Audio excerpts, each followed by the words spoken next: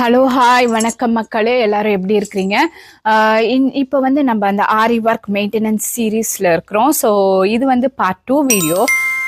So இப்போ இன்னைக்கு என்ன டிப்ஸ் பார்க்க போகிறோம்னாக்கா, செகண்ட் டிப்ஸ் வந்து எப்படி வந்து ஆரி ஒர்க் ப்ளவுஸ் வந்து அந்த இது ஸ்ட்ரெயின்ஸ் இல்லாமல் பார்த்துக்கிறது அப்படின்றது தான். ஸோ ஆரி ஒர்க் ப்ளவுஸ் வந்து நீங்கள் எப்பொழுதுமே போடக்குள்ள ஸ்வெட் பேட்ஸோட நீங்கள் போடணும்.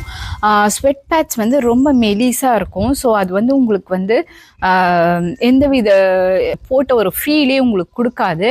ஸோ அதை நீங்கள் எப்பொழுதுமே ஆரி ஒர்க் ப்ளவுஸோ இல்லை நார்மல் ப்ளவுஸ் யூஸ் பண்ணக்கூடியோ ஸ்வெட் பேட்ஸ் வந்து யூஸ் பண்ணுறதுக்கு நீங்கள் பழகணும். ஸ்வெட் பேட்ஸ் போட்டாக்கா அது அந்த இதில் வந்து தண்ணி இருந்தாலும் அது வந்து ஸ்ட்ரெயின் ஆகாது. அந்த ஸ்வெட் பேட்ஸ் வந்து எடுத்துக்கிட்டு ஆரி ஒர்க் ப்ளவுஸை வந்து அழகாக நீட்டாக வச்சுருக்கோம். எந்த பேச்சஸும் இல்லாமல் வச்சுருக்கோம். ஸோ நீங்கள் ஸ்வெட் பேட்ஸ் வந்து நீங்கள் ஒன் டைம் யூஸ் பண்ணிவிட்டு அது யூஸ் அண்ட் த்ரோ மாதிரி போட்டுட்டு அடுத்த தடவை வேற ஒரு இது ஸ்வெட் பேட்ஸ் யூஸ் பண்ணலாம்.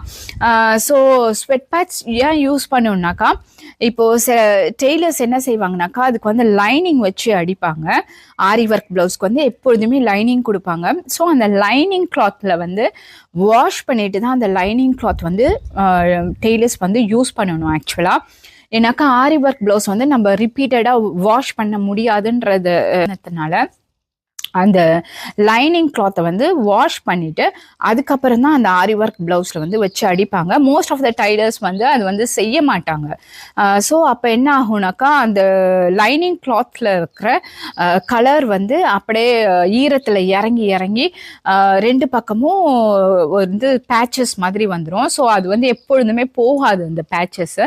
ஸோ அதை அவாய்ட் பண்ணுறதுக்காக நீங்கள் வந்து இந்த ஸ்வெட் பேட்ச் வந்து யூஸ் பண்ணிங்கனாக்கா ஆரி ஒர்க் ப்ளவுஸ் வந்து நீங்கள் ரொம்ப நாளைக்கு அதை வந்து யூஸ் பண்ணலாம். ஒரு 10 to 15 இயர்ஸ் வரைக்கும் நீங்கள் வச்சு யூஸ் பண்ணலாம். அதனால் வந்து அதை பத்திரமா வச்சுக்கணுன்ற வசி நான் இந்த டிப்ஸ் உங்களுக்கு கொடுக்குறேன்.